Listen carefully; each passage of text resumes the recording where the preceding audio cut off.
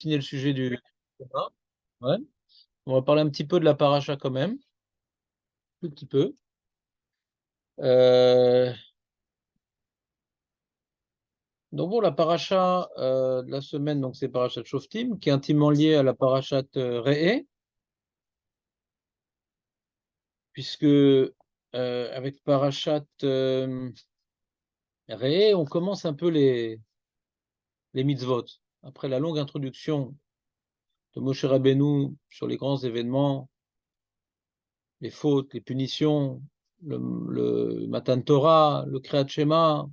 Après, donc, la grande introduction, on va dire, qui nous amène à réfléchir un peu sur tout ce qui s'est passé et tout ce que Hachem attend de nous. Alors dans Parashat Re'eh, on commence l'énumération des mitzvot, qui ne sont pas toutes des répétitions, hein, contrairement à ce que les gens croient. Ils croient que Dvarim, c'est une répétition, c'est pas vrai, ouais, parce qu'il y a des mitzvot qui ne figuraient pas euh, dans les autres Sfarim. En l'occurrence, dans notre paracha, on a la paracha du Meler, qu'on ne connaissait pas avant. Ouais. Egla Rufa, on ne connaissait pas. La jaunisse qu'on doit apporter quand il y a un mort, on ne connaît pas l'identité du meurtrier, etc., sans rentrer dans le détail. Donc, ce n'est pas uniquement une répétition. Ouais, c'est vrai qu'il y a des mitzvot qui se répètent, mais pas complètement. C'est-à-dire, à chaque fois, dans chaque répétition de mitzvah, il y a des détails qui n'étaient pas écrits avant. Jamais la Torah se répète. C'est pour ajouter des détails et pour nous présenter la mitzvah sous un autre aspect. Mais la Torah ne se répète pas. Ouais. La Torah peut insister, présenter sous une autre forme, sous un autre aspect. Mais se répéter, ça n'existe pas. Ouais. Ça n'existe pas parce que c'est un livre. Un homme, quand je vous parle, je peux répéter un message d'une année sur l'autre parce qu'on oublie, il n'y a pas de problème. Mais un livre, il n'a pas besoin de répéter. Ouais. Un livre, il peut reprendre les mêmes enjeux pour les présenter sous une forme différente et donc nous dévoiler des aspects différents dans la mitzvah ou dans la réflexion à réaliser. D'accord? Donc, dans Parashat Re'eh, on commence les mitzvot en focalisant tout particulièrement sur le Beth Amikdash.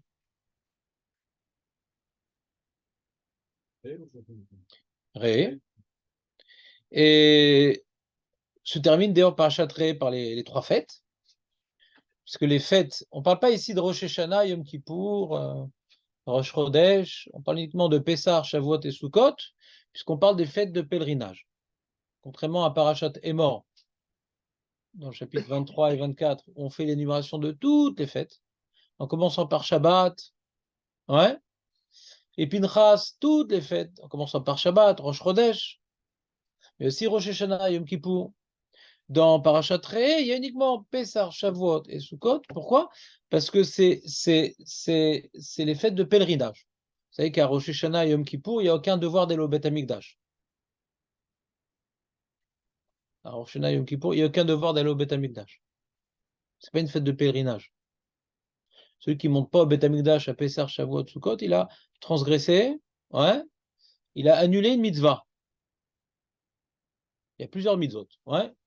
Faut amener un korban re'iyah, un korban chagiga, et celui qui ne monte pas au Beth Amikdash, il a annulé la mitzvah de Aliyah la Regel et le devoir d'apporter des offrandes. Maintenant, à Rosh Hashanah Yom Kippour, il n'y a aucun devoir de monter au Beth Amikdash. C'est mieux.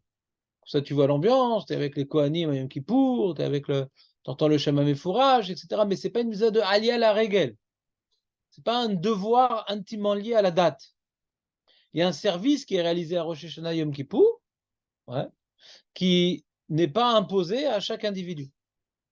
Alors qu'à Rosh Hashanah et à Pessah, Shavuot, Vesukot, Bémet, pour monter au Beth Amikdash, c'est une obligation. Et il faut apporter des corbanotes. À Pessah, il y a en plus le korban Pessah. Et si on ne l'a pas apporté, alors il y a un rattrapage à Pessah Sheni. Donc c'est vraiment le début des pèlerinages commence par Pessah. Et là, il faut mettre le paquet. Il y a un korban en plus. Et si on ne l'a pas apporté, il faut facilement le rattraper. Après, il y a Shavuot, il y a Sukkot. Même à Shavuot, le devoir de monter à Jérusalem, il n'est pas uniquement par rapport au korbanot. On a même la mitzvah des Arba Minim pendant 7 jours au Beth Amikdash. C'est-à-dire le vécu de la fête à Sukkot n'est pas le même en dehors du Beth Amikdash et dans le Beth Amikdash. Dans le Beth Amikdash, ouais, alors la mitzvah des Arba Minim, qui d'Oraïta pour nous, elle est qu'un seul jour, à l'extérieur du Beth Amikdash, c'est un seul jour, c'est le premier. Cette année, il n'y aura pas, parce que ça tombe Shabbat. Eh bien, cette mitzvah-là, d'Arba Minim dans le Beth Amikdash, Midoraïta, c'est Shivat Yamim. Donc non seulement on doit monter à Sukkot, au Beth Amikdash, par rapport au devoir que c'est une fête de pèlerinage, par rapport au devoir d'apporter Korban, Chagiga, Vereya, mais en plus, on gagne la possibilité de faire la mitzvah de Arba Minim pendant 7 jours.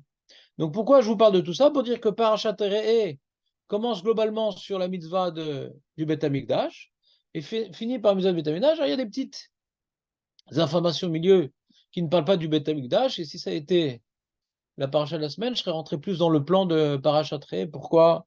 Bémet, il y a certaines lois qui ne sont pas liées directement au Beth Amikdash, mais qui ont un lien. Mais globalement, si on veut résumer Re'eh, c'est le Beth Amikdash. D'accord? Beth Amikdash comme lieu où Hachem manifeste son unicité, le lieu qui nous permet de nous rattacher à l'unité divine et nous détacher de la Vodazara, d'accord? Mais c'est également un lieu de réunion du Ham Israël, et sur ça se termine par la fête de pèlerinage. Maintenant, quand on commence Shoftim Veshotrim, ouais, alors le Rav Hirsch, il explique qu'il y a un lien avec Parashat Re'eh dans la mesure où tout ce qu'on a pu s'imprégner dans le Beth Amikdash, on s'est imprégné de l'unité divine, on s'est imprégné de la Torah. La Torah, c'est elle qui est représentée dans le Beth Amikdash, parce que l'endroit le plus saint dans le Beth Amikdash, c'est le Kodesh HaKodashim. Et l'endroit le plus élevé dans le Kodesh HaKodashim, c'est là où il y a l'Aaron. Et le Aaron, pourquoi il est Kadosh? Parce qu'il y a la Torah dedans. Donc c'est un kavod qu'on fait à la Torah, le Beth Amikdash. On a vu au sujet de Betzalel que le Mishkan, c'était Mishkan Haedut. C'est un Mishkan pour que repose Luchot Haedut. C'est un lieu pour la Torah. Toute la Gdusha et toute la Bracha et tous les Nissim qui émanent de ce lieu-là, c'est parce que ce lieu est un makom pour la Torah. La Torah, c'est la volonté divine, elle fait un avec Kadosh Baruch Hu. Donc maintenant, le temple, qui est le makom de la Torah, qui nous détourne des mauvaises pensées, des mauvaises actions, qui nous renforce dans notre lien avec Kadosh Baruch Hu. Le problème, c'est quand on sort du Beth Amikdash, est-ce que tout s'envole? C'est comme quelqu'un, il va à Rosh Hashanah, Yom Kippour, et puis après, il recommence sa vie comme si de rien n'était. Vous comprenez un petit peu? Rosh Hashanah, Yom Kippour, c'est un peu une redécouverte, ouais, de toute la dimension divine qui vient maintenant pénétrer notre vie individuelle, nationale, mondiale, l'univers. On réalise combien Hachem il est central. La question est de savoir, est-ce qu'après la période de Asara et Tchouva, est-ce qu'on en a marre? Ou au contraire, on a renforcé un lien. Des fois, tu sais, quand tes parents, tu les invites à la maison, tu es content au début, puis après, certaines personnes, dans certaines conditions, on en a marre. Ça commence à peser. Ou non, au contraire, on a de la peine à les quitter, et même quand ils partent, on veut des photos d'eux pour pouvoir, et on les appelle. Alors c'est pareil, c'est comme maintenant quand on quitte Hachem, au Beth Amikdash, nous aujourd'hui, la grande rencontre à Hachem, malheureusement, c'est pas au Beth Amikdash, c'est à Sarim et Tchouva. C'est ça pour nous notre grande rencontre. Ouais, c'est plus au Beth Amikdash. Eh bien, est-ce que après cette rencontre-là, on vient maintenant, ah, ouf, il n'y a plus les slichot, ouf, il n'y a plus maintenant le Yom Hadin, ouf, il n'y a plus Hachem qui nous regarde, on reprend une vie pépère? Ou non, au contraire, cette rencontre a réveillé en moi de nouveaux besoins, de nouvelles envies, de nouvelles ambitions, de nouvelles soifs de spiritualité.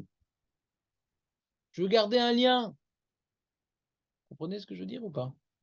Alors, Shoftim, c'est la transition, justement. On n'est plus dans le Beth Amikdash, mais est-ce qu'en Eretz Israël, c'est grand Eretz Israël, il n'y a pas que le Beth Amikdash, il n'y a pas que Jérusalem, il y a 12 tribus, il y a tout un grand territoire.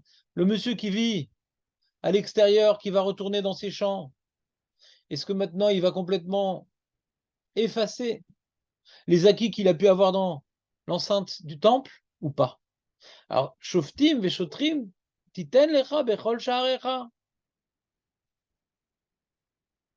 La Torah qui est représentée, la présence divine, permise par l'étude et l'accomplissement de la Torah, qui se retrouve dans le Beth Amikdash et qu'on risque de perdre, qu'est-ce qui fait le lien entre le Beth Amikdash et l'extérieur? C'est les Shoftim et les Shotrim. Les Shoftim, comme on voit dans notre paracha, c'est le Sanhedrin, qui siège où? Dans le Beth Amikdash, qui mit Titzion Tetse Torah. La Torah, elle vient du Beth Amikdash. L'inspiration pour comprendre la volonté divine dans la Torah, ça vient du Beth Amikdash. Mais est-ce que cette Torah, elle se répand en dehors du Beth Amikdash? Ça, c'est Parashat Shoftim.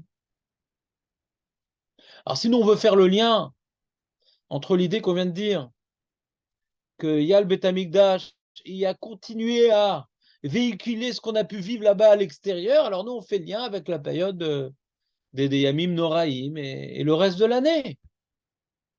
Est-ce qu'on continue à véhiculer tous les grands acquis spirituels de la période qu'on est en train de commencer à préparer?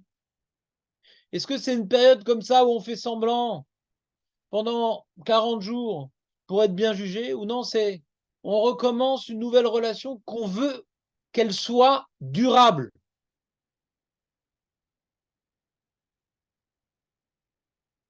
Est-ce qu'on fréquente quelqu'un pour une période ou pour la vie? Vous comprenez ou pas? Hachem, c'est pour la vie. C'est pas un petit copain, c'est pour la vie.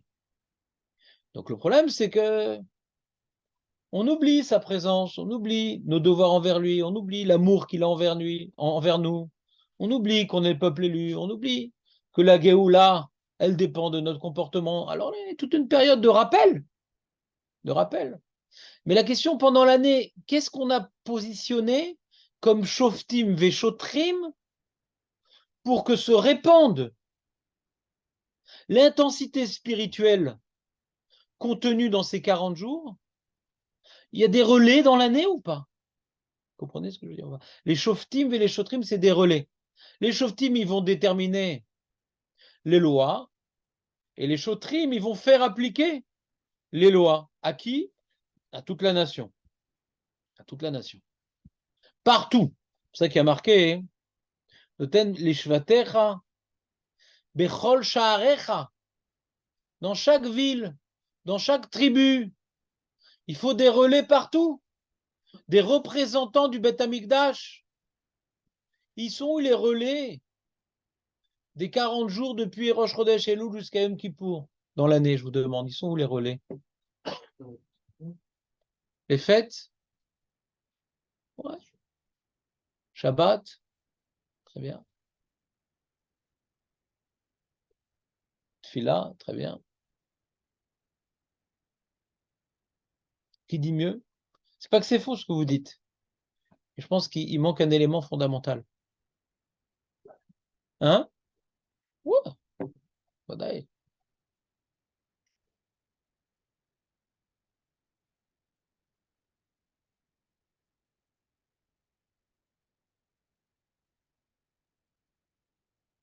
Marco, peut-être les mots de Torah, ודאי. Là, on parle maintenant on a dit que la Torah, c'est elle qui représente au Beth Amikdash. Qu'est-ce qui vient répandre et qui vient répandre la Torah à l'extérieur? Les Shoftim. C'est quoi les Shoftim? C'est ceux qui imposent la Torah. Ils incarnent la Torah, c'est les Talmidei Chachamim. Et donc, quelque part, on vient respecter par l'intermédiaire des Shotrim les Shoftim qui incarnent la Torah. Donc, comme non, nous, aujourd'hui, on n'a plus de Sanhedrin. On n'a plus maintenant un Sanhedrin qui vient décréter qu'est-ce que Hachem il attend de nous à notre époque, quelles sont nos forces, quels sont les enjeux à accomplir. On n'a plus ça. On n'a plus. Comment savoir ce que Hachem attend de nous et comment accomplir sa volonté? Comment ne pas perdre notre lien avec lui? C'est dans l'Imoud Torah. Le Midat Torah nous rappelle ce que Hachem attend de nous. Et si on fait un limoud à Torah, ouais, pas uniquement technique pour s'acquitter, mais profond, une avodat Hachem. Il y a s'acquitter du limoud Torah, il y a faire une avodat Hachem du limoud Torah. C'est une avodat Hachem le limoud Torah. On en a parlé la dernière semaine de ma présence dans ce Beth Midrash. Donc après Tcha B'Av, on a parlé de limoud Torah comme étant une avodat Hachem. Il faut comprendre ce qu'on étudie.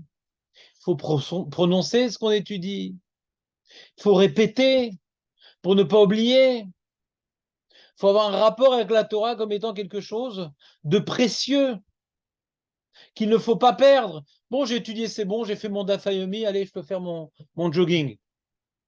Non, j'ai la déhaga, j'ai le souci, la préoccupation de ne pas perdre ce que j'ai appris. C'est une vraie avoda. Et si maintenant je suis tout le temps en train d'être méchanen, la Torah, tout le temps dire qu'est-ce qu'on a étudié, qu'est-ce qu'on a dit, quelque part, je balaye de mon esprit toutes les pensées futiles, secondaires, matérialistes, voire même des pensées interdites, dans le pire des cas. Mais même si ce n'est pas des pensées interdites, les pensées futiles m'éloignent d'Akadosh et me raccrochent à ce monde-ci. Les plaisirs, l'argent, les honneurs, c'est ce qui vient maintenant le plus occuper nos esprits. Quand maintenant on révise sur la route, à la maison, à chaque occasion, on rencontre un copain, écoute, j'ai un redouche, etc. Donc tu balayes tes liens avec la matérialité dans le monde pour sans arrêt parler de ce que Hachem il te dit, de ce que Hachem il veut de toi, de ce que Hachem il veut que tu intègres. Et quelque part, tu viens purifier, non pas ton esprit, mais tu viens purifier même tes relations avec les gens. Tu viens purifier, ouais, tes paroles, tu viens purifier, comme vous avez dit, les actes, comme Léon l'a dit, les actes. Le fait de tout le temps parler, réviser, donc du coup, quand on va accomplir, c'est un accomplissement intelligent. On sait pourquoi on fait ça. Quels sont les tenants et aboutissants? Quelle est la raison profonde? Donc on fait les choses en se rapprochant d'Akadosh Borou, pas comme des automates, mais comme des gens qui sont passionnés. Les gens passionnés, ouais, les gens passionnés, ils vont rentrer dans une voiture et ils sont passionnés de voiture. Ah, ils savent comment le moteur il marche. Et ici, dans ce nouveau modèle, les freins ils fonctionnent comme ça, et la batterie elle est truc, et il y a un nouveau système. Comme il est passionné, quand il rentre dans la voiture, c'est pas juste qu'il prend son volant et conduit. Il écoute le son du moteur. Il fait un avec la voiture. Il est dans la compréhension du mécanisme de la voiture. Et quand il conduit, il est dans la réflexion de la voiture. Vous comprenez ou pas? Il ne conduit pas comme un automate parce qu'il est passionné. Alors, à notre niveau, quand on accomplit la halakha, on se prosterne dans la mida. Quoi, tu aimes bien la voiture? Ouais, c'est utile. C'est fonctionnel, mais c'est pas une passion. Tu as un copain comme ça, il reniflait le goût de l'essence. Ouais, il dit ah, c'est une bonne année. Ouais, c'est un bon cru.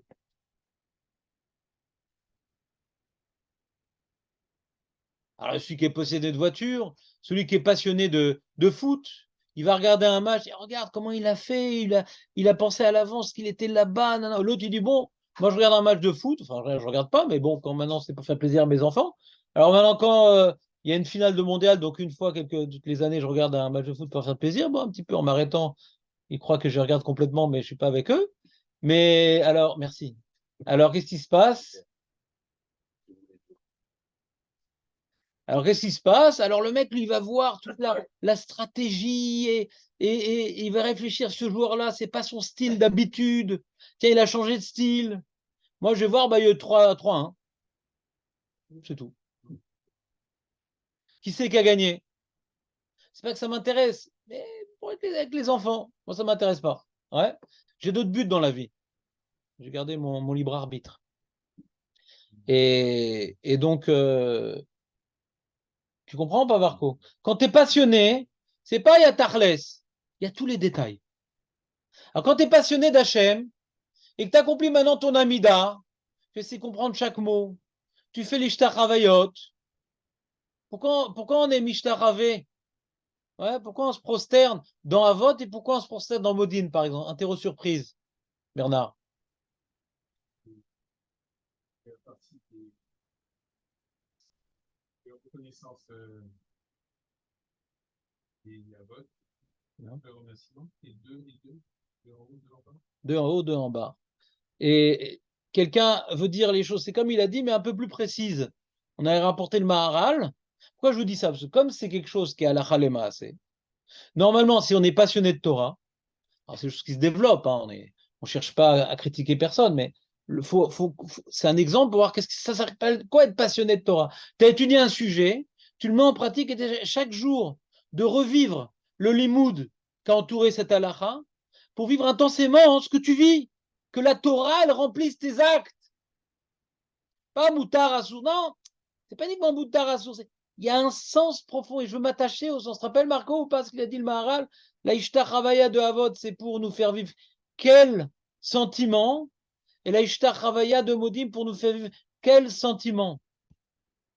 C'est dur hein, comme rentrée scolaire là. Vous avez écouté tous les cours, Maître Baruch? Ah, tout de suite l'excuse. Ouais. Hein? Toujours, toujours.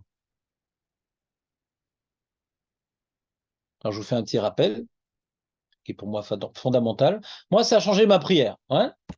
Et chaque jour, quand je me prosterne, je réfléchis, tiens, on avait dit ça, on avait dit ça. Ouais. Et ça ajoute à ma prière, Bébête. Mais il faut être passionné. Quand on est passionné par ce qu'on fait, alors on l'oublie plus difficilement. Parce que même dans la rue, des fois, tu te surprends à penser à ça. Ah, c'était intéressant ce truc-là. Non, non. Encore une fois, tu étudies la Torah au Beth Midrash, mais quand tu sors du Beth Midrash, c'est fini, où il y a des shoftim et des shotrim qui sont des relais dans ta journée. Tu as des pitons. Tu dis, ah, viens, j'ai 2 minutes de libre, j'étudie un petit peu, je vais réfléchir un truc un petit peu. Ça fait des relais. Il n'y a pas le Beth Midrash et le monde de l'extérieur. Le Beth Midrash se répand vers l'extérieur. Le Beth Mikdash se répand à l'extérieur. La Tfila aussi. On a créé une certaine relation intense de subordination à Dieu au Beth Mikdash. Et est-ce que quand on sort du Beth Mikdash, c'est fini? Ou non? J'ai des sentiments de subordination dans ma vie. La subordination que j'ai pu vivre durant ma Tfila m'a fait surmonter certaines épreuves de mon quotidien séculier avec plus de bons réflexes. La tfila m'a aidé. Comme on a dit, kol asomer geola le tfila, eno nizog kol hayom. Tout celui qui est sommaire, et marqué ben olabama, veno nizog kol hayom, il y a 2 mahamarim. Eno nizog kol hayom, c'est si tu es imprégné de ta tfila parce que tu étais sommaire, donc là, il va y avoir des répercussions sur ta journée. Pas parce qu'il y a un ange protecteur, parce que tu es connecté à ta prière. Cette connexion te protège. C'est pas l'ange qui te protège. C'est la connexion à la mitzvah qui est encore en toi. Vous comprenez ou pas ce que je veux dire? C'est pas un ange qui me protège. C'est ma connexion avec Hachem qui se perpétue dans la journée et qui me protège. C'est pas une ségoula. C'est plus fort que ça. Tu comprends, Marco? Donc, on avait dit, quand on est mishtaravé dans Avot, on vient d'un coup tomber, on n'est rien. Et quand on se relève, ça veut dire quoi? C'est pas qu'on est tout. C'est pas nous qui nous relevons. C'est Hachem Zokef Kefufim. Hachem nous fait exister de nos cendres. T'entends Léo ou pas? C'est comme maintenant, quand tu dis Baorata, c'est pouf, t'es réduit en cendres, ouais, ce qui s'appelle descendre. Descendre, ouais. Et après, quand tu dis Hachem, c'est quoi? Le fait de prononcer le Havaya, l'être, l'éternel me fait revivre de mes cendres. C'est comme maintenant, tu vois, il y a des caméras accélérées, ils plantent une graine dans le sol et tu vois comment la plante, elle pousse, tu vois. Alors c'est ça quand tu te relèves, c'est Hachem te fait pousser comme une plante qui revit de sa putréfaction. Je comprends pas ce que je veux dire. C'est donc prendre conscience dans cette Ishtar Havaya que tout provient d'Akadosh Baruch Hu, devenir ex nihilo.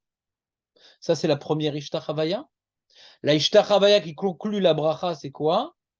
C'est que non seulement Hachem, il a tout créé du néant, mais chaque instant, il recrée le monde et il me redonne des forces pour vivre à chaque instant.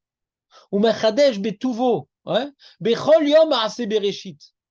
Donc quand tu es mishtachavé sur Magen Avraham, c'est que le Ham Israël, qui commence par Avraham, il est dans une agana, une protection permanente d'Hachem. Donc non seulement Hachem, il a créé le peuple juif, mais il perpétue le peuple juif. Donc, comme maintenant on tombe dans Baochata, c'est on n'est rien sans Hachem. Mais Hachem, il a créé le peuple, Elokeinu, Eloké Avraham, Eloké Yitzhak. Il est source de toutes choses, et en particulier du peuple juif, sur lequel le monde tient. Vous comprenez pas ce que je veux dire? Ça, c'est première Ishtachavaya. Ishtachavaya Modim, on n'est plus Mishtachavé comme un mort qui est recréé de ses cendres, mais on est Mishtachavé comme un serviteur qui reconnaît qu'il a tout reçu d'Hachem. Donc il se prosterne pour dire, je suis rien sans toi. J'ai tout reçu de toi. C'est une prosternation, non pas d'un mort qui revit, mais d'un serviteur qui reconnaît. Modim. Et donc là, quand maintenant on se prosterne, pourquoi on se relève? On se relève. C'est le roi qui dit, lève-toi mon fils. Je te donne Bekef. Je te donne par amour. Ça qu'on termine, que Tov Shimcha Venae Lecha Leodot. Merci de nous donner, par amour. On vient d'abord comme un serviteur. Je t'appartiens. Quand je me prosterne dans Modim, c'est pour dire je t'appartiens, parce que tout provient de toi. C'est comme celui qui a des parents, ils lui ont donné non seulement la vie, ils lui ont payé des études, et puis après ils lui ont acheté un appartement, et puis chaque mois il lui donne de l'argent, et dès qu'il a besoin, nanana. Donc maintenant le fils il doit, entre guillemets, se prosterner devant ses parents, parce qu'il reconnaît que sans vous, j'ai ni les vêtements, ni les appartements, ni la connaissance intellectuelle, ni la dira, tout vient de vous. Donc c'est un peu ça, Modim Anarnoular. Donc c'est un exemple d'un sujet qu'on a étudié pendant une semaine ou deux. Et il faut être des passionnés de Torah. Que maintenant, quand je vais être replongé dans cette halakha, me reposer la question, qu'est-ce qu'on avait vu, qu'est-ce qu'on avait dit, pour vivre ma Torah. Ça, c'est les shoftim et les shotrim, c'est les relais. Toutes les mitzvot que Léon a évoquées, qui sont des relais, quand est-ce que c'est des relais? Pas quand elles sont automatiques, mais quand on nous rattache au Limud Torah par lequel on rattache ses actes à Hachem. Du coup, ces actes sont rattachés à Hachem. C'est plus, moi, mon mode de vie, c'est d'être écolo. Non, moi, je suis juif. C'est pas un mode de vie, la Torah. C'est une façon de se rattacher à Hachem. C'est pas une culture, la Torah. C'est des relais permanents pour se rappeler, tiens, ici, Hachem, il veut qu'on incarne telle idée, ici, il veut qu'on incarne telle idée. C'est pour ça que dans nos chiots, on fait tellement attention. On s'investit tellement pour expliquer le sens des mitzvot. Pour pouvoir vivre ces mitzvot-là avec plus de relation avec Dieu. Pas un acte. C'est vrai que même si on ne comprend pas une mitzvah, on doit l'accomplir, parce que la mitzvah, elle est avant tout un acte par lequel on prouve qu'on obéit. Donc même si on ne comprend pas, on fait la mitzvah. C'est important de prouver notre obéissance, d'être discipliné. Mais si on veut développer de l'amour, et si on veut créer un lien plus fort et plus riche à Kadosh Baruch Hu, parce que si tu fais toutes les mitzvot sans les comprendre de manière disciplinaire ou disciplinée, eh bien, tu ne développes pas de l'amour avec Baruch Hu et tu ne développes pas à découvrir toute sa puissance et toute sa richesse, parce que toutes les mitzvot sont pareilles. Là, c'est pour obéir, là, c'est pour obéir, là, c'est pour obéir, là, c'est pour obéir, là, c'est pour obéir. Elles sont toutes pareilles. Mais dès que tu commences à comprendre le sens de la mitzvah, ici, c'est pour développer mes midot, ici, pour développer mon amour d'Akjorou, ici, c'est pour développer ma crainte, ici, c'est pour développer un rapport social, ici, c'est pour développer mon humilité, ici, c'est pour développer, comment dirais-je, que Hachem y participe dans ma vie. Ici. Donc, du coup, c'est plus une relation j'obéis, j'obéis, j'obéis. Ce qui est bien. Le premier niveau est très bien. On ne le critique pas. Mais il m'empêche d'être passionné. C'est pas un niveau de passion. Vous comprenez ce que je veux dire ou pas? Quand je fais les mitzvot par subordination, c'est pas de la passion. Quand tu les étudies, alors tu peux le faire de manière passionnée. Quand le mec est passionné de voiture, il va comprendre chaque détail, il va s'intéresser à chaque détail. Le mec passionné de Torah dit, et pourquoi dans ce passage-là, on dit cette phrase-là, et pourquoi dans ce passage-là, on dit cette phrase-là, et pourquoi si, pourquoi ça. Quelqu'un, il peut avoir prié pendant sa vie, pendant 60 ans, jamais il s'est posé la question. Ouais. Et comme ça, on arrive au sujet du Kriyat Shema. Qui c'est qui n'a pas eu de feuille sur le Kriyat Shema? La dernière. Tout le monde a eu, j'ai réimprimé. Maître Baruch, vous avez eu la feuille? Comment c'est possible? Hein? Tu es prêt à distribuer? Est-ce que tu te sens vraiment prêt? Bon, sacrifions-nous.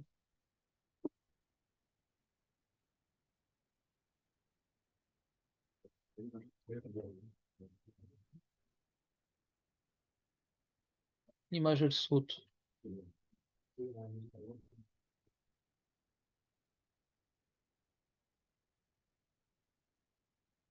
Non, il y a un problème de caméra. Comment tu dis? Ah, on a les mêmes, regarde. Il en manque, quoi? Non, c'est pas vrai. Il ment en plus. Il ment pas, Léon. Il sait pas c'est quoi le mensonge. Il faut lui expliquer, il n'a pas compris.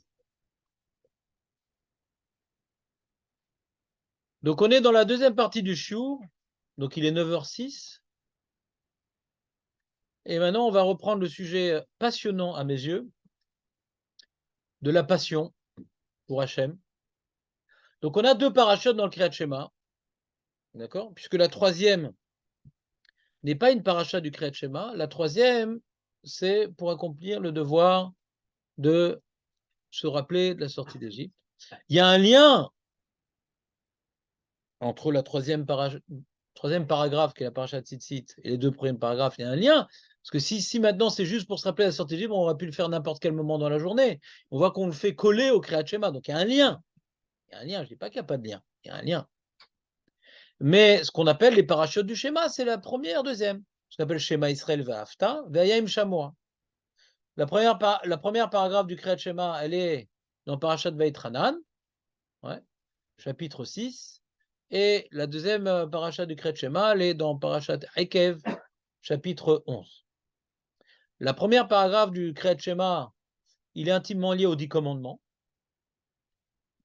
Et le deuxième paragraphe du Kriyat Shema, il est intimement lié avec la matana de Eretz Israël.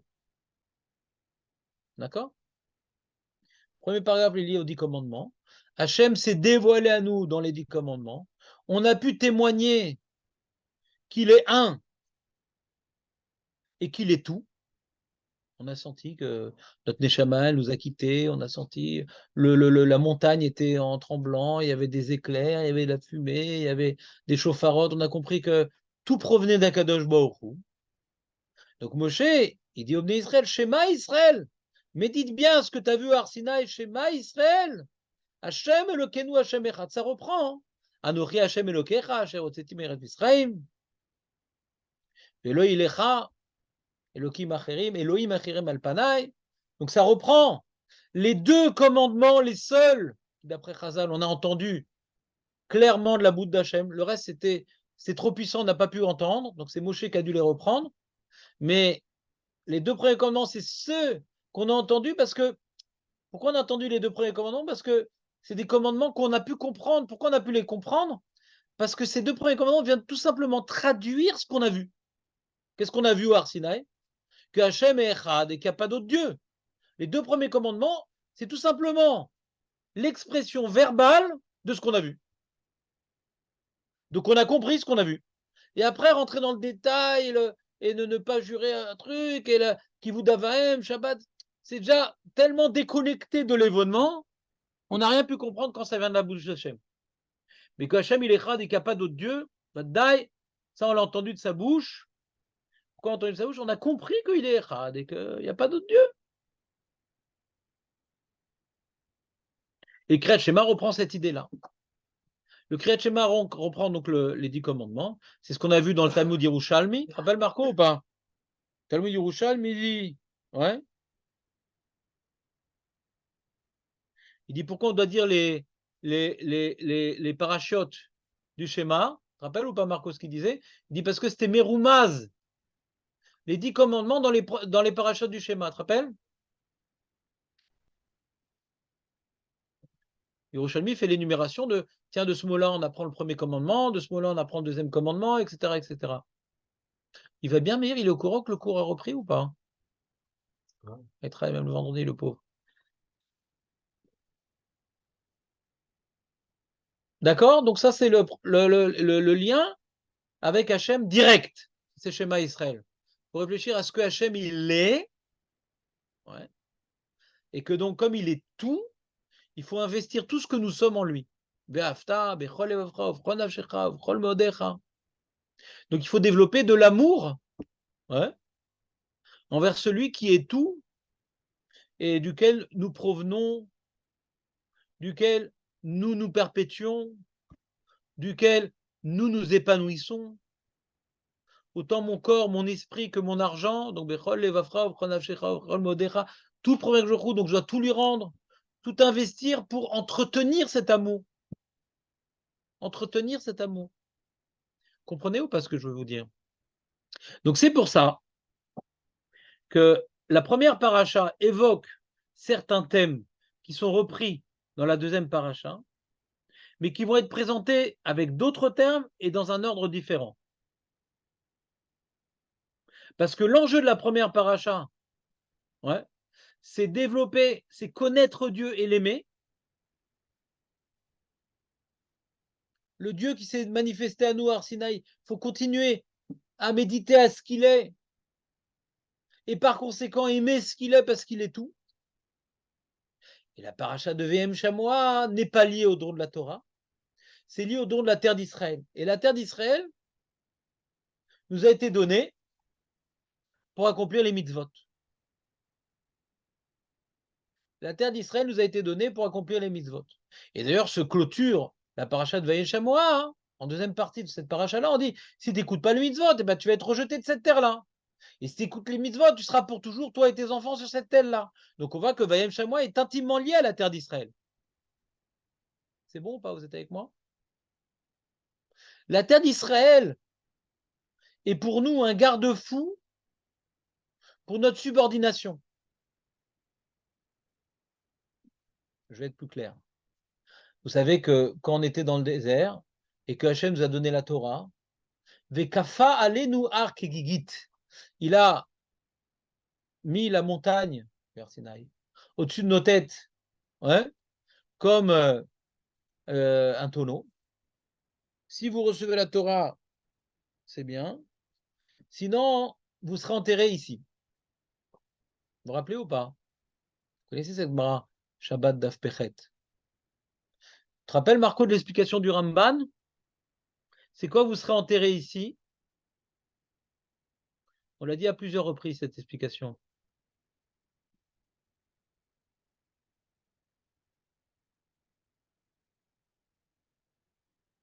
C'est quoi? C'est qu'on va être écrasé par la montagne? Non, il ne dit pas ça, le Ramban. C'est qu'on va être enterré ici, c'est pas qu'on va être écrasé par la montagne. On va pas rentrer en Eretz Israël. On va être enterré dans le Midbar. Ce qui s'accomplit sur cette génération, véritablement. Parce que la génération, suite à la faute des Meraglim, eh ben, Poti et Gvuratrem, ils ont été enterrés dans le Midbar. D'accord? Hein? Voilà. Ils ont pas vu, ils voulaient pas d'Eretz Israël, parce qu'ils ont compris qu'Eretz Israël, c'est une terre d'accomplissement du contrat. Une fois que tu fais un contrat avec quelqu'un, tant que tu n'as pas reçu la clé ou tant que tu n'as pas reçu je sais pas quoi, c'est pour l'instant, il est fictif, il n'est pas encore, comment dirais-je, effectif le contrat. Il y a besoin maintenant de une certaine acquisition, certains apports. Alors pareil, il y a un contrat qui devient effectif quand on rentre en Eretz Israël. Les Meraglim, ils ont eu peur. C'est pour ça qu'ils ont dit, on veut retourner en Égypte. Et le Rambam nous dit, pourquoi en Égypte? C'est un lieu d'Avodazara. Comme ça, on n'a pas de compte à rendre avec Akadosh Baruch Hu. Il n'y a pas marqué qu'on voulait rester dans le désert. C'est celui qui trouve ça dans la Torah, il est fort. Il dit, on voulait rentrer en Égypte. Pareil, c'est dans le désert, mais putain, rester dans le désert. Rentrer en Égypte. Pourquoi? Parce que là-bas, on vivait bien. On vivait bien. Bah, on n'avait pas de compte à rendre. On a des comptes à rendre à Paro. Mais Paro, il ne sait pas ce que j'ai comme mauvaise pensée. Il ne sait pas ce que je fais la nuit dans ma chambre. Donc j'ai un moment de liberté quand même. Avec Hachem, tes pensées, dans ta maison, ouais. Il n'y a pas un moment de libre. Tu es complètement voué à Hachem. Dans ce monde-ci et dans l'au-delà. Il n'y a pas un espace de liberté où la fuite est possible. On ne peut fuir devant Hachem. C'est pour notre intérêt, bien sûr. Pas une punition. On n'est pas puni. Hachem veut nous motiver à exploiter au maximum notre potentiel dans tous les domaines de la vie pour nous donner le plus grand lamaba possible et qu'on soit proche de lui pour l'éternité. Bien sûr, ce n'est pas une punition. C'est comme maintenant un entraîneur qui va interdire aux joueurs de tennis de faire des soirées, de manger ci, etc. Donc il est 24 heures sur 24, 365 jours par an sous la tutelle de son entraîneur. C'était méchant, pourquoi? Je ne veux pas un peu prendre des vacances. Non. Tu veux être l'élite, le peuple élu. Tu veux aller au sommet de ce que tu peux faire. Alors c'est un truc permanent. Et comment tu manges? Eux, ils mangent comme ça. Toi, tu manges comme ça. Ouais. Comment maintenant? Ce que tu fais le soir? Eux, ils font ça. Toi, tu fais ça. Tu vas faire ces entraînements. Eux, ils font pas, mais toi, tu fais. Ah, mais eux, ils arriveront à rien dans ton domaine. Eux, toi, tu arrives à très loin. Donc l'entraîneur, il prend la personne pour l'amener au maximum de son potentiel. Alors c'est ça qu'il s'est fait avec nous. Hachem, il a choisi Abraham parce qu'il a vu en lui un potentiel immense. Et il ne faut pas négliger ce potentiel-là. Donc il nous a donné 613 mitzvot, grâce auxquels on peut, dans tous les domaines de la vie, à tout âge, en tout moment, ouais, travailler pour arriver au sommet, ouais, et là, hériter d'un bonheur éternel. Mais ils ne voyaient pas ça comme étant un privilège, ils voyaient ça comme étant un fardeau. Donc ils n'ont pas voulu rentrer en Eretz Israël. Donc, Vayem, Chamois, si tu écoutes mes mitzvot, donc on ne parle plus maintenant d'aimer Hachem, on ne parle plus maintenant de développer la connaissance d'Hachem, on ne parle plus de se rapprocher d'Hachem par le Limud Torah. Alors, d'où je vois ça? Quelles sont les différentes, prenez une feuille, quelles sont les différences entre la première paracha et la deuxième? Déjà, il y a marqué dans la première, Veshinantam. Dans la deuxième, marqué Velimatam.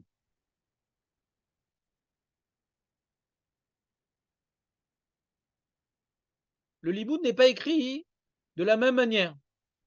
Regardez dans la feuille, on a dans le pasuk Zain, Veshinantam levanecha, Vedibartaban. Faites bien attention ici. Il n'y a pas marqué Ledaber Bam. Il n'y a pas marqué Ledaber Bam. Il y a marqué Vedibartabam. C'est quoi la différence entre Vedibartabam ou Ledaber Bam? Dans la deuxième paracha, il y a marqué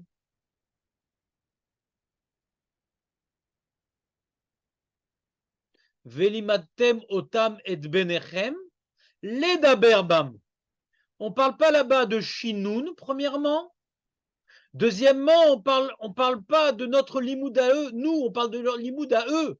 Ce qu'il faut leur enseigner afin qu'ils puissent parler de Torah dans tous les contextes. On ne parle pas de notre limoud à nous dans la deuxième paracha. On parle de notre devoir de transmettre les enseignements de la Torah à nos enfants à un tel point que même eux, ils vont en parler en toute occasion. Pas que moi, je vais en parler en toute occasion. Eux vont en parler en toute occasion. On ne parle pas de mon limoud. On parle de mon devoir de transmettre la Torah pour qu'elle se perpétue. Transmettre la Torah pour qu'elle se perpétue, c'est pas pareil que transmettre la Torah pour entretenir une relation intime avec Hachem. Ce n'est pas la même chose. Je vais vous illustrer cette différence par une halakha. On apprend de Veshinantam Levanecha. Déjà, curieusement, Chazal nous explique c'est quoi les Vanecha? C'est l'Avdavka tes enfants. C'était Talmidim. Vanecha, Altikra, Vanecha, la Talmidecha. Celui que t'es bonné. Altikra Bonaïr, et la Banaïr. Ceux que t'es bonné, c'est quoi? Qui t'es bonné? T'es Talmidim. Tes enfants ne sont pas toujours tes Talmidim. Des fois, ils ne veulent pas ton enseignement, ils ne veulent pas de ta Torah. Ouais. T'es Talmidim, tu peux être bonnet auto. Les enfants, ça dépend d'eux. Mais Talmidim, du coup, il vient vers toi, donc voilà, il veut que tu sois bonnet auto. Ouais. Comment? Eux, ils ont choisi. D'accord? Et donc, tu dois être bonnet, tes enfants. Mais ce qu'ils veulent de ton binyan, alors, des fois, il y a des pauses. Ça reprend si on sait bien gérer ses pauses. Ouais. Des fois, des pauses. Ouais. Et je me débrouille tout seul. Et à force de se casser le bec, si on a été respectueux, plein d'amour et tolérant, elle après dit, ah, papa, comment on fait ça? Papa, comment on fait ça? C'est pas une coupure, c'est une pause. Si on sait bien gérer la pause. Fin de parenthèse. En tout cas, Veshinantam levanecha vedibartabam. Dans ce Veshinantam levanecha, vous voyez, vedibartabam, tu vas donc être méchanen. Il n'y a pas une notion d'enseigner ici, une notion de répéter. Les chanen. Regardez Rashi dans la note 6. La shon chidudu, shu mechudadim beficha, shemi shalcha adam davar lo tetzer le gam gamoila et mort lo miyad. Pour que la Torah elle fasse partie de toi, elle soit tellement en toi que si on te pose une question, c'est quoi? Pourquoi on doit être mishtaravé dans Avot ou dans Modim? Ça est tellement partie de toi. Ben oui, mais ça c'est par rapport à l'annulation à la réalité divine, ouais, que tout vient de lui. Là c'est par rapport à la subordination, ouais, de l'esclave devant son maître qui a tout donné. Veshinantam levanecha. Donc tu vas prendre des gens, tu vas parler de ce sujet pour pouvoir intégrer la Torah. Tu vas prendre des gens, tiens, j'aimerais t'expliquer ce truc-là. Et tu vas dire à lui, tu vas dire à lui, tu vas dire. Et donc ça va faire un avec toi après. Si on ne révise pas, haine. Hein? Alors, il y a deux types de choses. Il y a des fois là, c'est qu'il faut se prosterner et se relever, je vais m'en rappeler, même si je ne révise pas. Mais là, de faire un avec cet enseignement, il va s'envoler si on ne révise pas. Faire un avec ça. Faire un avec Dieu dans cette halakha, ça va s'envoler. C'est tellement compliqué, tellement profond, tellement de détails. Donc il faut pas uniquement se le répéter à soi-même, répéter à des gens qui veulent être construits par moi. Et qu'est-ce que ça va entraîner? Vedibarta bam. Donc je vais parler de la Torah en toute occasion. On ne parle pas que eux vont parler de la Torah. Moi, on parle de moi. Eux, c'est une occasion d'étudier. Veshinantam levanecha. On voit maintenant qu'est-ce qu'on apprend de là? Que toi, tu dois arriver à ce que la Torah elle fasse un avec toi, à un tel point que quand on te pose une question, tu réponds sans réfléchir. Donc les banecha, c'est pas eux l'enjeu, c'est toi. Pour arriver à une certaine relation avec la Torah, tu as besoin de l'enseigner à tes talmidim. De les répéter, répéter, répéter. Vedi Bartabam, nous dit Rashi. Écoutez bien ce qu'il dit Rashi.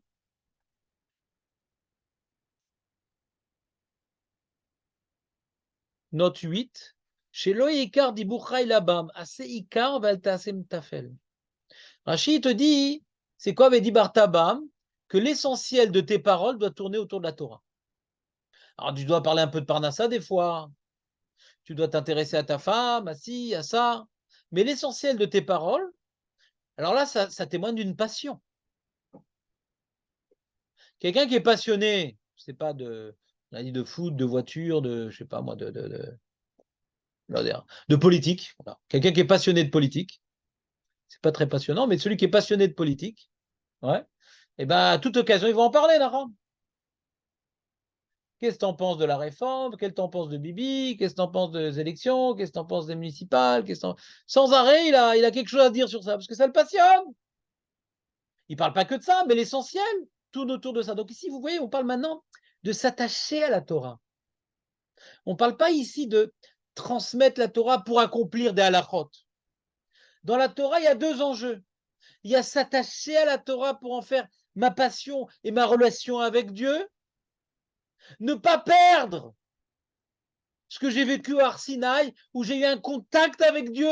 Donc la première paracha, c'est ne pas perdre le contact avec Dieu.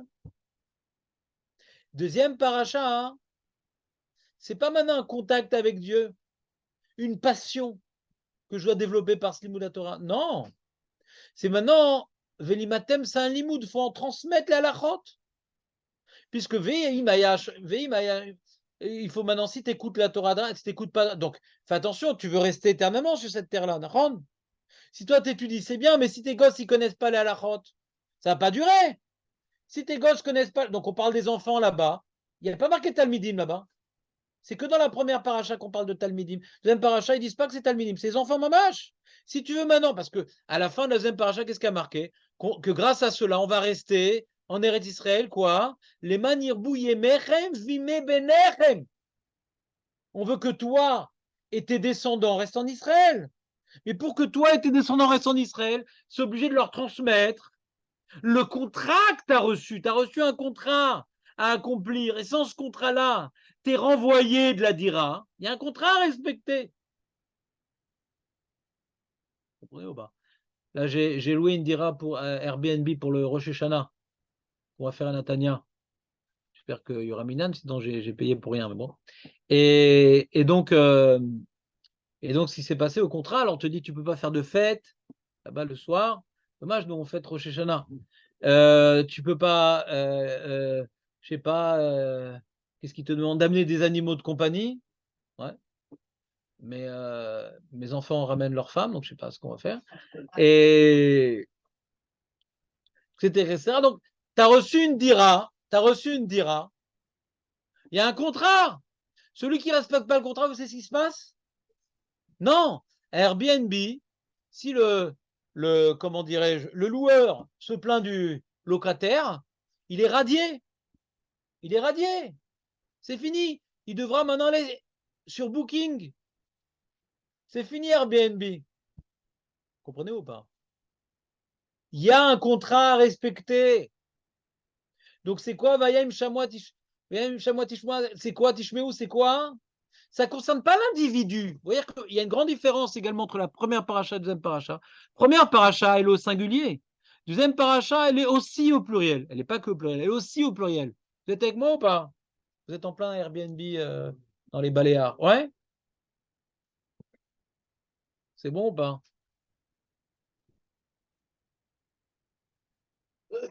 Vayem Shamoa Tishmeu.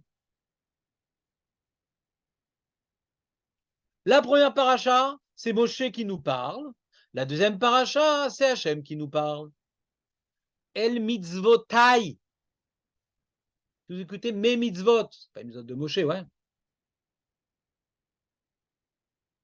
Venatati matar, c'est Moshe qui donne le matar. Ouais. Venatati matar, c'est Moshe. C'est Moshe qui donne la pluie. Ça, je savais pas. Hein? Non, mais tu vois bien qu'on parle maintenant qu'on dit mitzvotai, venatati, venatati, on parle, c'est Hachem qui parle. C'est bon ou pas? Et comme on a eu schéma Israël, Hachem et le Kenu, Hachem, c'est Moshe qui parle. Moshe, il nous demande de méditer à ce qu'on a vu au Arsinaï. Moshe nous demande de méditer, écoute Israël, ce que tu as vu au Arsinaï. Cette rencontre-là, comme on a dit dans Parashat Shoftim, c'est pas une rencontre qui va disparaître et tomber dans l'oubli. Il faut des relais du Arsinaï, qu'on n'oublie pas ce qu'on a vécu, ce qu'on a ressenti, cette intensité, cette relation particulière et privilégiée. Quel est le relais du Arsinaï? Kriyat Shema. Moshe dit, fais attention, Israël, Shema, médite bien. Hachem, donc Ve'afta, faut tout te donner. Là-bas, tu as eu Triatametim. On est, Hachem nous a fait renaître de nos cendres. On a vu donc, on a ressenti que tout provient de lui. Et la vie, et notre Parnassé nous a tout rendu, tout vient de lui. On a vécu que tout vient de lui. Donc on va tout investir en lui. On veut vivre cette relation du Har Sinaï. C'est individuel. C'est un niveau très élevé. Moshe s'adresse à chaque juif. Moshe s'adresse à chaque juif. On ne parle pas ici de la punition dans l'État d'Israël. Pour pouvoir parler maintenant qu'on va être jeté de la terre, ce n'est pas l'individu, c'est la nation qui doit fauter. Vous comprenez ou pas? Pour pouvoir bénéficier de la pluie, ce n'est pas l'individu. Si moi je suis un grand sadique en Eretz Israël, mais tout le monde faute, ouais, ce n'est pas le cas, mais déjà tout le monde ne faute pas et je ne suis pas un grand sadique. Mais si c'était le cas, je ne vais pas pouvoir moi tout seul amener la pluie. La pluie, elle dépend du comportement général du Ham Israël. La galoute, elle dépend du comportement général du Ham Israël. C'est pour ça que c'est au pluriel. La subordination, c'est important pour la nation. Maintenant, de développer de l'amour et de l'abnégation, c'est quelque chose qui n'est pas donné à tous, mais c'est adressé à tous, mais à titre individuel. Pas tout le monde veut de cette abnégation. Moi, ça me va, je ne suis pas un rachat, je mange cachère, je fais Shabbat, j'ai mon petit chiour, daily. Ça, il n'a pas accompli la paracha du schéma. Il ne veut pas une relation permanente avec Akadosh Baruch Hu. Mais il veut ne pas oublier qu'il a des devoirs envers Akadosh Baruch Hu. J'ai des devoirs. Mais il ne veut pas vivre une relation intense avec Akadosh Baruch Hu. Celui qui accomplit Vayem Shamoua et pas le schéma Israël, il est Besséder ou Besséder. Il n'est pas d'Avouk Bachem. Il n'est pas dans le Ve'afta, Bechol Evafra, Bechol Avshecha, Bechol Meodecha. Il n'est pas prêt à donner aussi ses biens. C'est pour ça que dans la deuxième paracha, on ne parle pas Bechol Meodecha. Ça va, je suis prêt maintenant à investir mon corps, ouais, investir mes pensées, Besséder. Mon argent. C'est pour ça que dans la deuxième paracha, on apprend. Deuxième paracha, Chazal nous apprenne, il y a marqué ici Ve'asafta deganecha ve'tiroshecha ve'itzarecha. La Gemara dans Brachot d'Aflamet, regardez la note 24. Tanya Rabbi Shmuel Omer, Ve'asafta deganera matolunam, l'ishnemar luyamush sefer Torah mizemeh, yachol ogadvan, Ve'asafta deganera ineg ba'em minag derecheret. On apprend de là qu'il faut aussi travailler. L'âme Israël doit travailler. Ve'asafta deganera. Et il dit Rabbi Shimon, il dit non, si on fait Retsono Shel Makom, si on incarne la première paracha du Kriyat Shema, il n'y a même pas besoin de travailler. Parce que je suis prêt à donner tous mes biens pour Akadosh Baruch Hu. Donc mes biens ne sont pas un écran entre moi et Akadosh Baruch Hu. C'est pas un écran. Agmara dit, beaucoup ont fait comme Rabbi Shmuel ont réussi, étudier et travailler. Beaucoup ont fait comme Rabbi Shmuel et n'ont pas réussi. Oui, parce que ça s'adresse aux Yechidim. D'être un passionné d'Hachem, d'être un passionné de la Torah, d'être prêt à donner tout pour Hachem, nuit et jour. C'est un message difficile qui s'adresse à chacun d'entre nous, mais pas que tout le monde veut entendre. Ça, schéma Israël, écoute bien. C'est un message que tu dois bien écouter. C'est pas un message facile à entendre. C'est pas facile à entendre. Et on déduit l'enseignement de Rabbi Shmuel, mais il faut bien bosser. De la deuxième paracha, que l'homme Israël, dans sa globalité, se doit de travailler. Ce qu'on a dit, Kol Mishe Mekabel Alatzmo, comme on a dit à Tchabéav, tout celui qui reçoit sur lui Ol Torah, comme Rabbi Shimon Bar Yochai, il n'a pas besoin de travailler. Ma'aviri mimeno. Ol Malchut, Vol Derecheret, Mazé Ol Derecheret. C'est le travail, il n'a pas besoin de travailler. Parce qu'un homme, il a besoin d'être subordonné. Si tu n'es pas subordonné à Hachem dans toutes tes pensées, dans tous tes actes, travaille, comme ça tu es subordonné à un patron, ou tu es subordonné à la gestion de ton travail. Mais tu as besoin d'une subordination. La première paracha, c'est la subordination totale à Hachem. C'est pour ça qu'on dit même ton argent, il est subordonné à Hachem. Deuxième paracha, non, mon argent, je donne le maaser, etc. Mais je travaille, je dois en profiter aussi. La malo, t'as le rachat. Ça va amener la pluie, tu vas pouvoir vivre en Eretz Israël, en baya. Tu appliques le contrat, tu respectes le contrat. Mais tu seras obligé de travailler. Parce que tu ne veux pas aller jusqu'au bout de l'abnégation. Donc, ça s'adresse au Ham Israël. Ham Israël, dans sa globalité, il y a toujours des gens qui vont avoir cette idéalisme, cette ambition, mais tout le monde, en général, ce n'est pas tout le monde. Beaucoup ont fait comme Rabbi Shmuel ont réussi, comme Rabbi Shimon ils n'ont pas réussi. Ça ne concerne pas le tout le monde, Rabbi Shimon. C'est pas que c'est impossible, mais ça ne concerne pas le tout le monde. Ça concerne des Yechidim. C'est les premières parachas du Kriyat Shema qu'on nous demande de lire, qui est Doraïta. Elle est Doraïta, pas la deuxième. Donc cette ambition et cet idéalisme, cette passion, cette abnégation pour Hachem, elle est demandée à chacun d'entre nous. Ah, les autres, ils m'acquittent, c'est bon. Non, non, non. C'est la seule paracha qui est d'Oraïta, Vaya, c'est des Rabanan. T'entends, Marco, ou pas? C'est pas que je dis, vous en êtes tranquille, c'est les autres qui nous acquittent de ça. Non. C'est un srout de prendre sur nous la responsabilité d'être des fidèles représentants de l'idéalisme avrahamique. Des fidèles représentants. C'est quoi Abraham? Abraham Ohavi, dit le Passouk. Abraham Ohavi. Abraham, celui qui m'aime. Il a donné son argent, il a donné sa vie, il s'est jeté dans le feu, il a donné son fils, il a tout donné pour Hachem. Il incarne le schéma Israël. Yitzhak, c'est la subordination. Yitzhak, c'est la subordination. Ça ne veut pas dire qu'il n'aimait pas Hachem, mais il se subordonne. Il obéit. Il continue le travail de son père. Ce n'est pas un passionné comme son père. Il vient cadrer la passion de son père pour l'ériger en mode de vie systématique. Donc c'est Vayem Chamois. Donc, je reprends. On a des nuances. Je vous ai largué ou pas? Vous me dites, hein, si je vous largue, je porte bien mon nom. Ben oui. Et pour ne pas être largué, il faut ancrer. L'encre permet de ne pas être largué. Il ne faut pas se donner beaucoup de peine, comme on dit en Angleterre. C'est comme ça. Chachamim, ils ont imposé, c'est pas d'Oraïta, Vayem Chamois. Le psukim sont de la Torah, mais le devoir de dire, est-ce que c'est un devoir de la Torah ou des Rabbanan? Première paracha, il y a une marloquette, est-ce que c'est le premier pasuk ou toute la première paracha? Mais pratiquement toutes les opinions, pratiquement toutes, est-ce que deuxième paracha, elle n'est pas d'Oraïta? La troisième, elle est d'Oraïta par rapport à Yetzet Mitzrim, pas par rapport au schéma.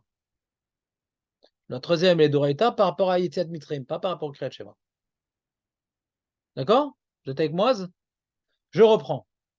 Donc, on a expliqué les nuances de Veshinantam. Ouais. Pas les Daberbam. Ouais, Veshinantam, on a dit les Daberbam. Je vais reprendre afin que ça soit ma parole. La Gemara prend de ce pasouk également que on n'a pas le droit d'étudier de la philosophie. Pourquoi? Parce que si la Torah, la philosophie, ça peut être des maths, ça peut être n'importe quoi, c'est-à-dire apprendre une autre sagesse que la Torah. On n'a pas le droit, ça s'appelle Bitul Torah. Pourquoi on n'a pas le droit? Si l'enjeu de la Torah, c'est de connaître la halachot, quelqu'un, et d'accomplir les mitzvot, quelqu'un qui a beaucoup de mémoire, bon, et qui est méthodique, au bout de 10 ans, il connaît toute la halachot. Qui a de la mémoire et qui est méthodique.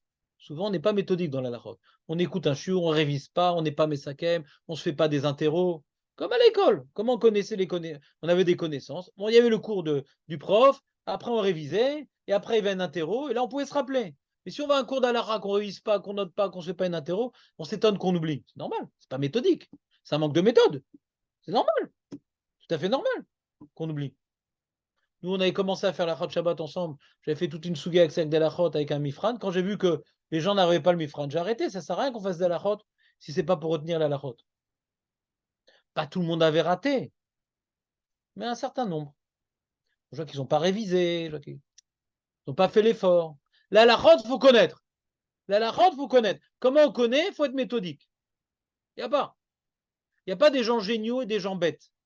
Même ce que vous voulez appeler les gens bêtes, ouais, ce qui sont des petites jambes, ouais, eh bien, c'est parce qu'ils n'ont pas révisé. Le mec qui a une voiture, il a passé le code, comment il sait? Comment il sait? Il a révisé. Comment il a le code pour conduire sur la route? Il n'a pas le code pour se conduire comme un représentant d'Hachem. Parce qu'il n'a pas révisé. Vous comprenez ou pas? Donc, quand on dit Venimatem et Benechem, les Daberbam, donc maintenant, il y a un enjeu maintenant qu'ils connaissent que la Torah passe d'une génération à l'autre pour connaître les lois à accomplir. Pas pour développer un amour avec Hachem par la Torah. Si dans la première paracha, on parle de développer un amour avec Hachem, c'est une passion. Donc forcément, même si je connais toute la halachot, je vais approfondir, je vais encore reprendre. J'étudie pas pour connaître. J'étudie pour encore renforcer mon lien avec Hachem. De comment tu fais des maths, comment tu fais de l'histoire géo, comment tu fais de la philo. Tu as du temps de libre, tu étudies, tu reprends. Pourquoi? Parce que ça m'attache à Hachem. C'est pour ça que l'enseignement des sages qui me dit que j'ai pas le droit de, comment dirais-je, que l'essentiel de mon dibour, l'essentiel de mes paroles doit être sur la Torah et que je ne dois pas me détourner vers une autre science. Je dis, mais pourquoi? Ça y est, je connais toute la larote. J'ai Rabbanout sur Shabbat, Nida, Bassar Bechalav, les fêtes, je connais tout. Je peux étudier autre chose. On passe à autre chose. Non! Parce que la première paracha m'apprend les daber, bam, il faut tout le temps parler de la Torah parce que faut continuer à vivre la Torah comme une passion. Et si maintenant je commence à étudier les échecs, et les mecs, moi j'avais un copain, il était champion d'Europe d'échecs. Il avait un petit ordinateur, comme ça, un petit ordinateur. Tu sais, un échiquier comme ça à l'époque, tu posais le pion sur l'ordinateur, sur la petite tablette, ouais, et l'ordinateur repérait où tu posais le pion. Et après, il te faisait une petite lumière où est-ce que lui, il se déplaçait, de là à là. D'accord? Vous connaissez à l'époque comment ça marchait. Et lui, il enlevait les pions. Et de mémoire, il se rappelait où étaient tous ces pions et tous les pions. Mais il n'y avait rien sur l'échiquier. Mais il a lu des livres. C'est des livres. Pour jouer au sec, il faut apprendre des livres. Il y a des stratégies 10 coups à l'avance. C'est une passion. Alors quand je me suis rapproché de la Torah et tout, et je l'ai invité pour étudier, ça ne lui parlait pas, il était dans les échecs. C'est un échec total, le mec. Ouais.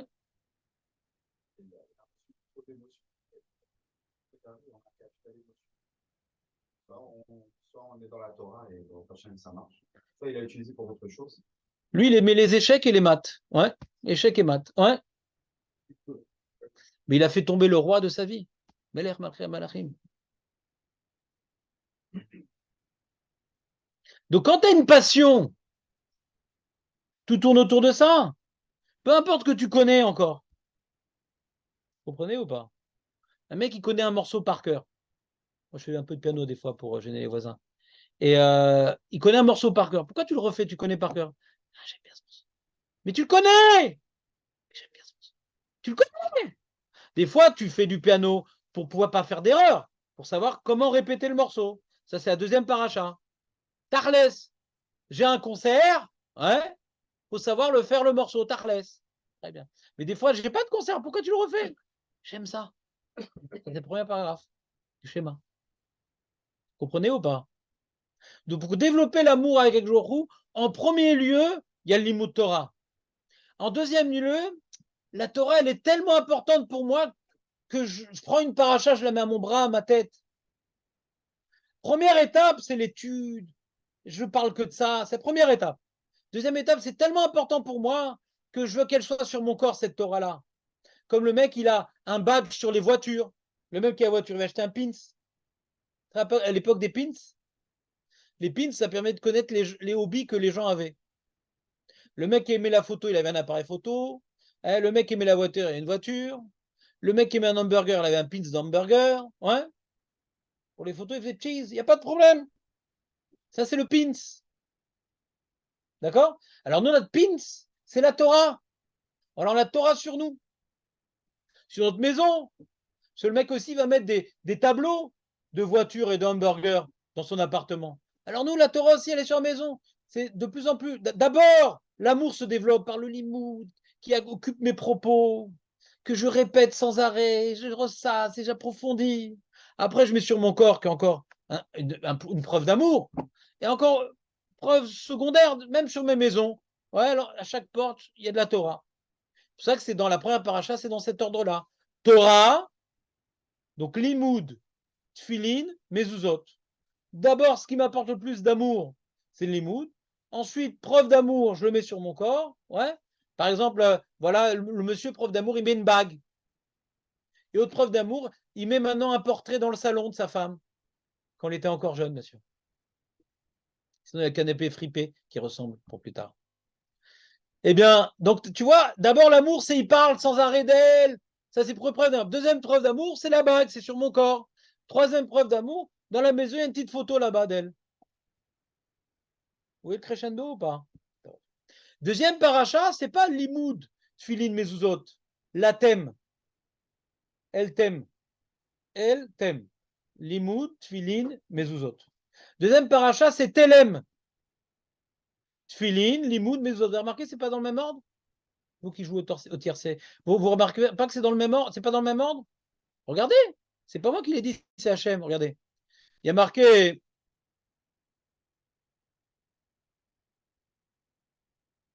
Tfilin, Limud, Mezuzot. Il y a marqué Vesamtem. Vesamtem et Devareila levafrem, velnafshechem, ukshartem otam leot etrem ve'utzfot benenechem, velimatem otam et benechem. Ouais, c'est pas dans le même ordre, David. Tu t'étais rendu compte de ça ou pas, David? C'est incroyable, non? Je reprends. Dans la première paragraphe du schéma, Limoud, Tfilin, Mezuzot. LTM. LTM. Deuxième paragraphe, TLM. Hein? Tellement. Tellement de devoirs. Parce que là, on vient de parler de quoi? Qu'on va être jeté en Chutz La'aretz parce qu'on s'est détourné des mitzvot. On a besoin maintenant d'un rappel pour ne pas fauter. Vous savez que la mitzvah des tefilines, on doit la mettre toute la journée sur nous. C'est pas uniquement pendant la tefila. À l'origine, c'est toute la journée. C'est un rappel pour ne pas fauter. C'est un rappel que je suis Eved Hashem. Le Eved, il a une boucle d'oreille pour rappeler qu'il appartient à quelqu'un. La vache, elle a un tampon. Ouais. JR, appartient à JR, héritier de Dallas. Ouais, elle a le tampon. Halas. Ouais, elle a le tampon, la vache. Moi, maintenant, je ne suis pas une vache, mais j'ai une peau de vache sur la tête, peau de vache sur le bras. J'appartiens à Hachem.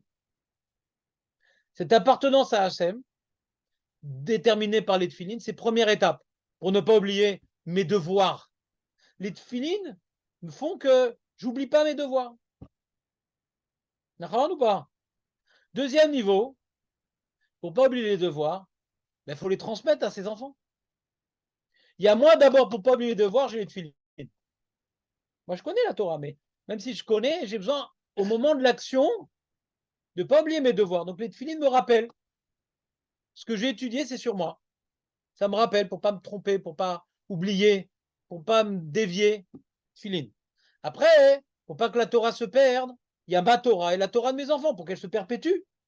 Ouais. Et après, les mitzvot, c'est encore plus loin, les mitzvot. Pourquoi les mitzvot, c'est encore plus loin? Quelle est la différence entre les tefilines et les mitzvot dans les parachutes? Je vous écoute. C'est quoi la différence dans les parachutes entre les tefilines et les mitzvot? Je vous écoute.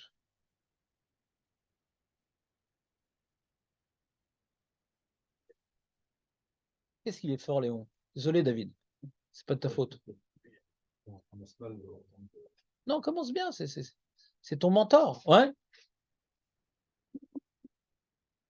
Donc, on a dans les tefilines 4 parachutes et dans les mitzvot, on a 2 parachutes.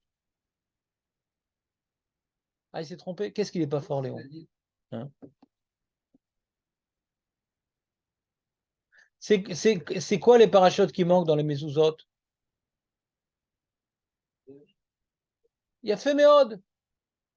Les 2 parachutes qui figurent dans les tefilines et mezuzot, c'est les deux paragraphes du Kriyat Shema. Puisque dans le Kriyat Shema, on parle des tefilines et des mezuzot. Donc on doit écrire dans les tefilines et mezuzot ces parachutes-là. Donc les 2 paragraphes du Kriyat Shema figurent dans les mezuzot et les tefilines. D'accord? Mais dans les paragraphes de Kadesh Vechol Bechor, ouais, on parle de quoi là-bas? On parle des mezuzot? On parle que des tefilines là-bas. Là-bas, on parle que, la Torah, elle parle que des tefilines. Pour nous dire que dans les tefilines, il faut mettre aussi ces parachutes-là. Dans les tefilines, on doit se rappeler on appartient à Kadosh Baruch Hu. Donc, vous se rappelez de la sortie d'Égypte. Par Kadesh, on se rappelle de la sortie d'Égypte elle-même. Et Kol Bechor, qu'on appartient à Dieu. Hachem a fait des miracles pour nous sortir, Kadesh. Kol Bechor, et qu'on appartient à Dieu. On aurait pu tous y rester. Hachem nous a pris. En nous sauvant tout l'âme Israël qui s'appelle le Bechor d'Akadosh Baruch Hu. Bechor, c'est lui qui est destiné à la prêtrise, avant la faute du veau d'or. On est le Bechor d'Hachem. Donc on appartient à Dieu. Donc les tefilines nous rappellent notre appartenance à Dieu. Donc ça commence par ça pour ne pas oublier les mitzvot. Après, il faut transmettre ces mitzvot aux enfants. Et la mezouza, c'est pas tellement lié au sujet des mitzvot. Parce que là-bas, on parle uniquement, ouais, c'est pas tellement lié au sujet qu'on appartient à Dieu, les mezuzot. D'accord?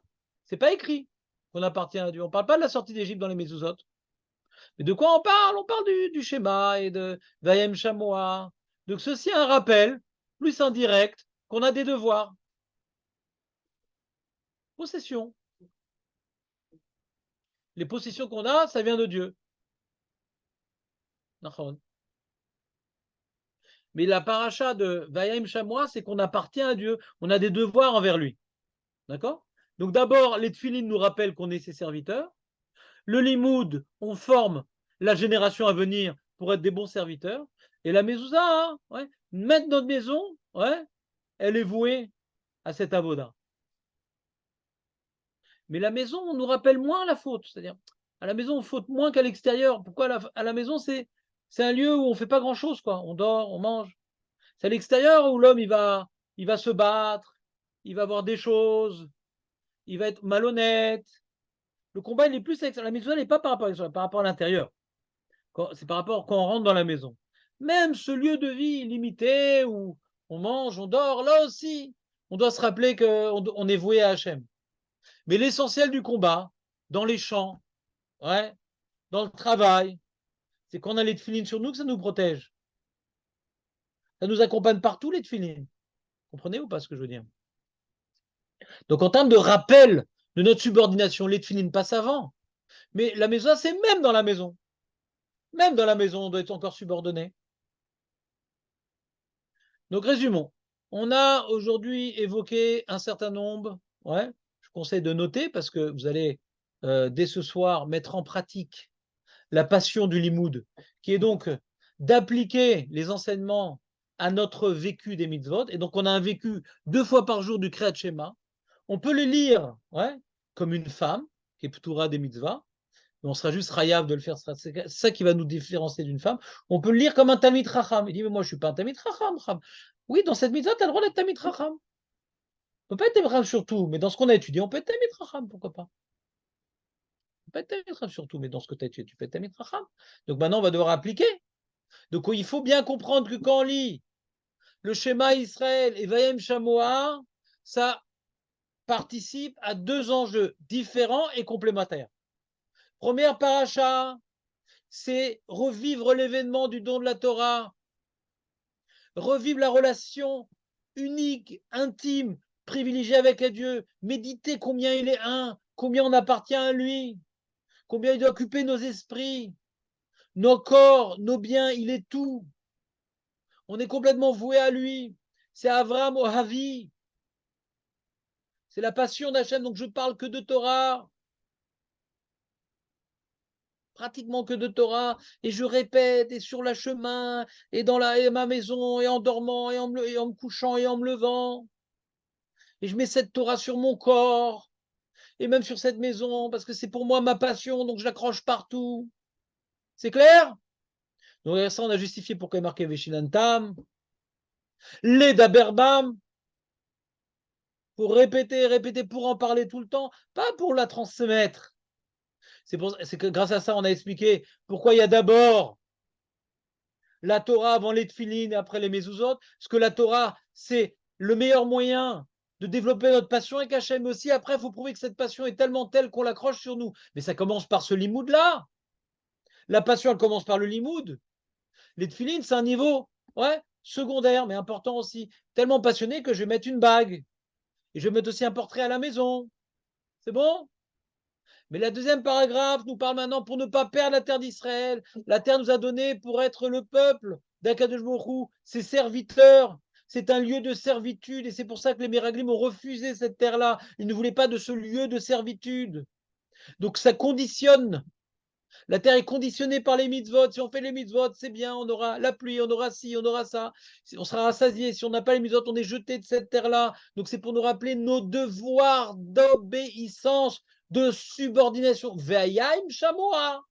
Écoute bien les mitzvot. Pour pouvoir bénéficier de cette terre-là. Donc ça s'adresse au peuple.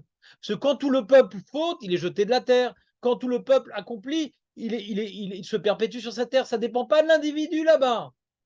C'est pas le niveau très élevé de développer une passion pour Dieu. C'est le premier niveau qui concerne tout le monde, d'obéir aux mitzvot. Il faut non seulement obéir aux mitzvot, et pour obéir aux mitzvot, on met sur nous les tefilines pour ne pas oublier notre appartenance à Kajourou, pour ne pas oublier qu'on est des Avadim d'Akajourou, donc on met les tefilines dans lequel il y a la sortie d'Égypte qui est écrite, que Hachem nous a pris pour peuple, il nous a pris en servitude. Donc les tefilines nous rappellent fortement nos devoirs envers Dieu. Et après, il faut aussi se soucier que cette servitude passe de génération en génération. Et il faut transmettre à nos enfants cette Torah-là, qu'ils puissent eux-mêmes en parler dans tous les contextes de la vie. Pas que moi j'en parle, que eux en parlent. Que eux en parlent. Et c'est pour ça qu'on met d'abord donc Tfilin, après on met Limut Torah, et après Mezuzot, pour dire que même si la Mezouza ne représente pas qu'on appartient à Dieu, parce que dans la Mezouza, il n'y a pas la notion qu'on est sorti d'Égypte, mais dans la Mezouza aussi, on vient assujettir nos biens, notre maison à Kadosh Baruch Hu. C'est un niveau secondaire. Ce n'est pas un lieu d'action. On n'est pas sur les champs. On n'est ni sur le champ de travail, ni sur le champ politique, ni sur le champ de guerre. On est chez nous, c'est plus calme. Mais même dans ce lieu calme, on doit être encore subordonné à Kadosh Baruch Hu pour le peu de mitzvot qu'on aura à faire.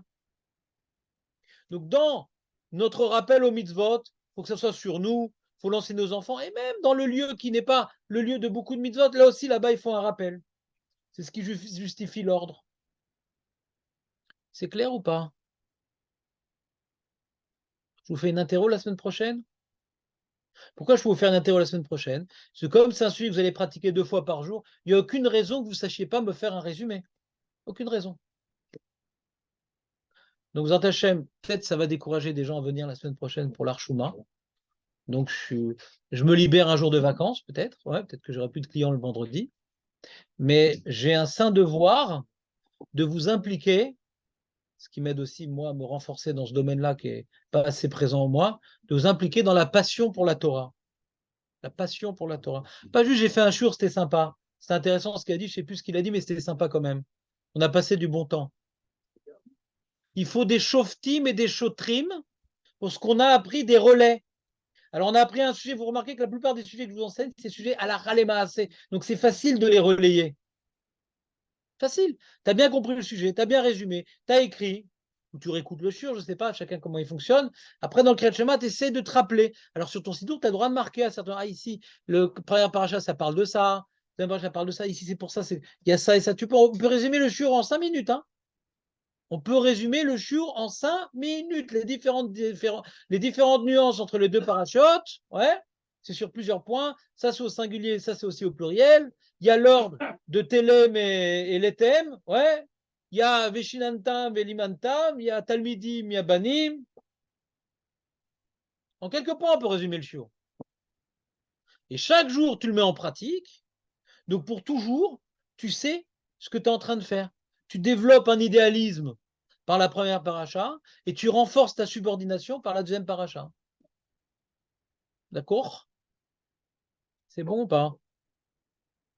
Alors, je vous demande, faites un effort parce que ça vous changera la vie.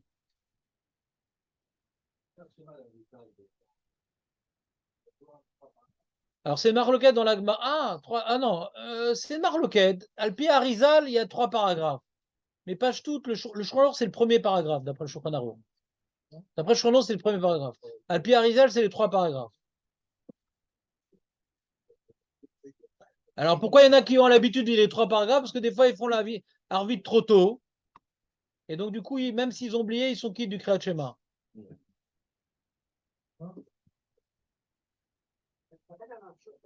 Ils ont refait Arvit 2 jours. Et donc, Kriyat Shema, ils ne sont pas quittes. S'ils n'ont pas repris le Kriyat Shema, au moins, ils ont Kriyat Shema intégral. Je sais pas, j'ai envie, mais j'ai peur que je m'habitue après. On s'habitue à l'eau. Ouais. En fait, tu aurais dû le faire dès le début. Non, mais